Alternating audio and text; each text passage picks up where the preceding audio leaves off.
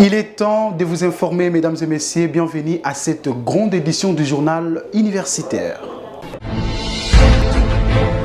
Les comités de gestion de l'Université pédagogique nationale que dirige Madame la professeure Anastasie Maponda continue à lutter contre mener le dossier des faux bordereaux à l'UPN. Le mardi dernier, un autre étudiant, Espérant Moukandou, membre de la coordination des étudiants, est tombé entre les mains de la police universitaire pour avoir détourné le frais académique de son collègue étudiant en lui donnant un faux bordereau. Suivez les détails. J'ai trouvé l'argent de frais en retard. Je suis passé au département, j'ai vu le 03. Je lui ai posé la question, comment faire pour faire le frais académique? Il m'a répondu, il faut passer à la coordination, on va bien t'orienter pour payer les frais. Du coup, on m'avait montré le bureau de M. Espérant. Je suis passé, je l'ai appelé, on s'est vu dans son bureau. Il m'a fait enregistrer, il m'a posé la question, est-ce que tu as l'argent? Je dis oui, j'ai l'argent. Il m'a donné un numéro de compte là, de la confirmation pour aller payer. Je payais, je suis retourné. Et du coup, il me dit, bon, vu qu'il fait déjà tard, c'est mieux de me laisser l'argent. Je vais t'aider demain matin. J'envoie l'un de brigade pour qu'il retire pour toi un numéro matricule. Et puis, je vais t'aider pour te payer les frais et tu passerais dans mon bureau pour récupérer les bordereaux. Le matin, je l'ai appelé. Il m'a dit non, mon cher ami, ce n'est pas encore fait. Patiente jusqu'aux après-midi. Et puis, arrivé vers 18h, il m'a appelé. Je suis monté dans son bureau. Il m'a remis un bordereau qui est d'abord un faux bordereau, tandis que je payais la confirmation les 30. Mais sur le bordereau, c'est du 17 juillet. Il n'a pas payé cet argent. J'ai réussi l'ami étudiant dans mon bureau de la coordination étudiantine. Il avait certainement besoin des orientations. Je lui ai dit, bon, comme ça, moi, je vais dépêcher alors un brigadier pour qu'il parte payer le frais au plus vite possible. Et fort malheureusement, bon, il m'a laissé, l'argent dit que lui aussi, il était exprès, il m'a laissé son argent. Et moi, je prends son argent, je l'ai remis entre les mains d'un ami, en nom d'Aaron, pour qu'il parte payer, vu qu'il était en train qu'il avait une opération qu'il partait effectuer à la banque.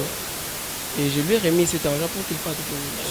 Tout ce que moi je demande, c'est bien sûr de voir le messier à qui j'ai eu à remettre l'argent. Je vais certainement le retrouver, parce qu'il est là. Et il n'est au courant encore de rien jusque-là. Je vais lui retrouver et du coup, c'est à lui là que nous devons certainement appliquer toutes les mesures possibles. Là, vous venez d'interroger un étudiant, membre d'un réseau mafieux. C'est un réseau spécialisé dans la fabrication des faux bordereaux. Et c'est ce qui est à la base du phénomène omission des noms, mais plutôt des détournements des frais académiques par des tierces personnes. C'est ce qui nous a permis à mettre la main sur des faux bordereaux, à démanteler les réseaux mafieux. Donc tous ces étudiants-là qui ne se sont pas retrouvés sur la liste sont venus vers nous avec leurs bordereaux, qui sont d'ailleurs faux, pour pouvoir revendiquer. C'est à ce moment-là que nous, après la vérification au niveau de l'université, nous allons même jusqu'à la banque pour pouvoir vérifier. Suivez à présent ces communiqués qui nous est parvenu de l'Université pédagogique nationale concernant le recadrage des études du 3e cycle à la faculté de pédagogie et de didactique de discipline de cette institution précitée. Suivez. Le comité de gestion de l'Université pédagogique nationale rappelle à la communauté universitaire que le 3e cycle constitue le plus haut niveau du savoir scientifique, sanctionné par le doctorat, diplôme le plus élevé délivré par une institution d'enseignement supérieur et universitaire autorisé par un acte de la tutelle. C'est également le diplôme de référence à l'échelle internationale, résultant de la présentation d'un projet de recherche innovant devant un jury de spécialistes du domaine concerné. À l'issue de sa réunion ordinaire du vendredi 2 août 2024, le comité de gestion de l'Université pédagogique nationale note de manière globale que les activités prévues au 3e cycle se déroulent normalement et les différents organes statutaires veillent particulièrement au strict respect du cadre normatif par toutes les parties prenantes. Cependant, il s'y est de relever que suite au dérapage observé à la faculté de pédagogie et de didactique des disciplines, l'autorité de tutelle avait procédé à la suspension des activités avant d'autoriser par sa lettre une référence du 3 février 2024 les partenariats scientifiques dans les domaines de la didactique des disciplines, uniquement avec 6 établissements en province, ISP Bumba, ISP Gemena, ISP Kalemi, ISP Kindu, ISP Lubumbashi et Université d'Assomption du Congo Butembo. Pour rappel, l'arrêté ministériel numéro 101/Minesu/Cabmine/MNB/BLB/2023 du 13 février 2023, modifiant et complétant l'arrêté numéro 175/Minesu/Cabmine/TMF/EBK/R43 portant normes d'opérationnalisation des enseignements du 3e cycle dans les établissements d'enseignement supérieur et universitaire en République démocratique du Congo, stipule en son article 11.5 ce qui suit. Aucun candidat n'est autorisé à s'inscrire au 3e cycle dans une filière pour laquelle il n'a pas un diplôme de 2e cycle, nul n'étant censé ignorer la loi. Il s'observe des arrangements frauduleux sur une pratique non conforme à la réglementation en vigueur, consistant à soumettre les candidats à la licence spéciale de courte durée, qui pourtant ne constitue nullement une formation diplômante donnant accès aux études du 3e cycle. C'est pourquoi le comité de gestion de l'Université pédagogique nationale donne les précisions suivantes. L'organisation du 3e cycle à la faculté de pédagogie et de didactique des disciplines suivant l'ancien système en extinction ne concerne que les candidats provenant des ISP, ISPT, EASI ou tout autre établissement d'enseignement supérieur universitaire dans les filières à vocation pédagogique moyennant une formation complémentaire dans leur filière de base. Les licenciés des universités et autres établissements non pédagogiques désirant renforcer leurs connaissances en enseignement ou en pédagogie doivent prendre leur inscription en agrégation qui est un département au sein de la faculté de pédagogie et de didactique des disciplines. Les anciens candidats désireux de parachever leur formation doctorale doivent s'orienter dans une filière pour laquelle ils ont un diplôme de licence, conformément au cadre normatif portant opérationnalisation des études du 3e cycle. Les mémoires de DEA et thèses de doctorat des candidats remplissant les conditions administratives d'admission en pédagogie et didactique des disciplines retournés à la faculté pour cause de non-conformité au domaine de recherche et de non-intégration des spécialistes au sein du comité d'encadrement doivent être révisités tant du point de vue de la forme que du fond. Ceci pour se conformer à ce domaine de recherche par l'encadrement de professeurs spécialistes de la didactique des disciplines, étudiant en tenant compte du décloisonnement, de l'ouverture et de l'interdisciplinarité. Il y a de la crédibilité et de l'honneur de l'Université pédagogique nationale. Parlons de l'Assemblée générale extraordinaire tenue le mardi dernier par la délégation syndicale de l'Université des sciences de l'information et de la communication INESIG en sigle. Table sur les préoccupations du personnel, les décisions à prendre et le divers sont le point à l'ordre du jour. Suivez. Plusieurs mots qui rongent l'Université des sciences de l'information et de la communication ont été balayés au cours de cette assemblée générale extraordinaire tenue par la délégation syndicale de cet établissement dirigée par le professeur Jeannot Lilonga.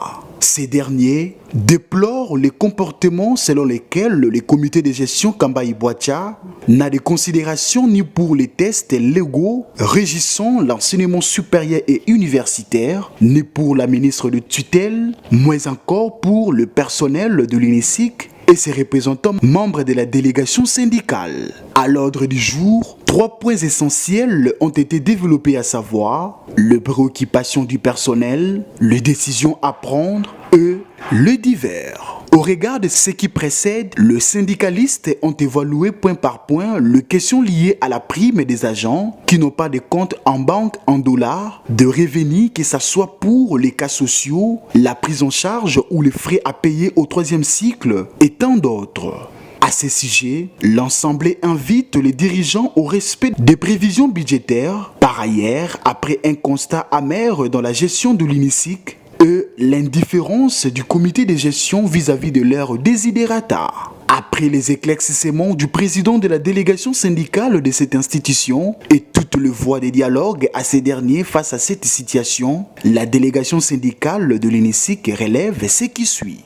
Nous, membres des corps académiques, scientifiques, administratifs, techniques et ouvriers de l'Université des sciences de l'information et de la communication, réunis à Kinshasa ce 6 août 2024 en Assemblée générale extraordinaire au sein de notre institution.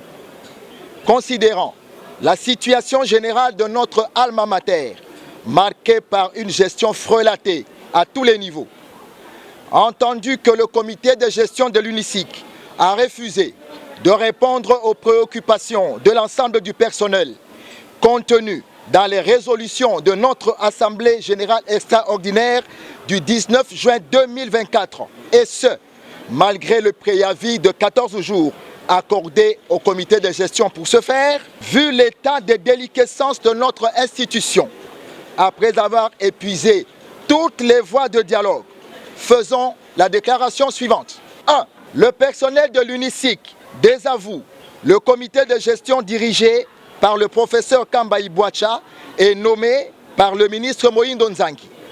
Pour le personnel de l'UNISIC, ce comité est réputé démissionnaire à dater de ce mardi 6 août 2024. 2. Le personnel de l'UNISIC exhorte leurs excellences, Madame la Première ministre, chef du gouvernement, Madame la ministre de l'Enseignement supérieur et universitaire, Monsieur le ministre de la Justice et le président du conseil d'administration des universités à tirer toutes les conséquences de ces désaveux publics. 3. Le personnel de l'UNISIC accorde 24 heures au comité de gestion Kambaï pour libérer les bureaux de notre alma mater. À l'issue de ce délai de 24 heures, le personnel décrète une grève générale. 4. Le personnel de l'UNISIC se réserve le droit de traduire en justice les membres du comité de gestion Kambaï pour mauvaise gestion et destruction volontaire de l'outil de travail. 5.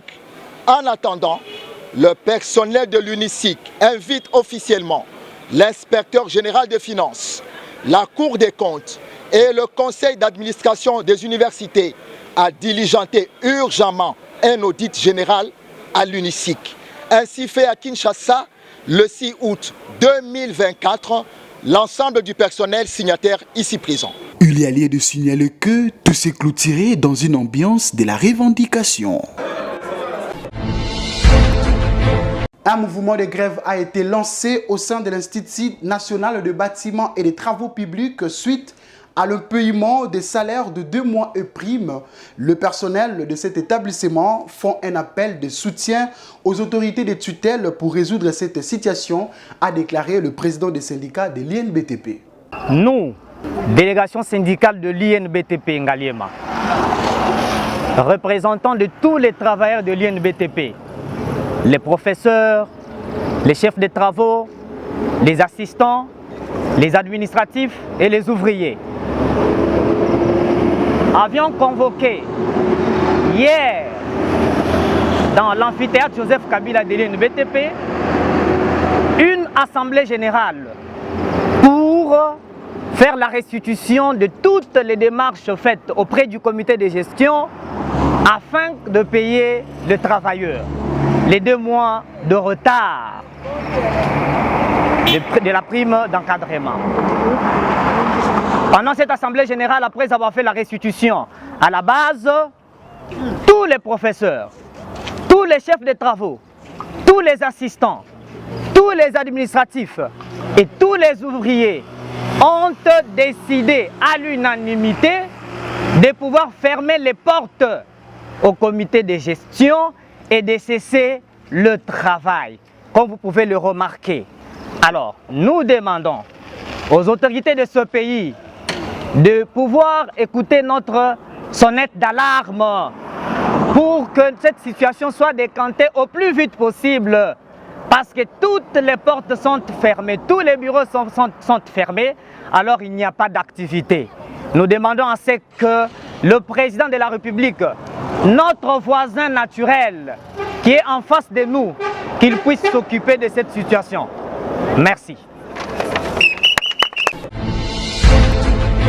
Mesdames et messieurs, merci d'avoir suivi cette édition derrière la caméra. Blaise Boucha, une réalisation de Dr Lema, toujours sous la coordination de l'honorable et coordonnateur André Mouchongo Machara. Je vous dis au revoir.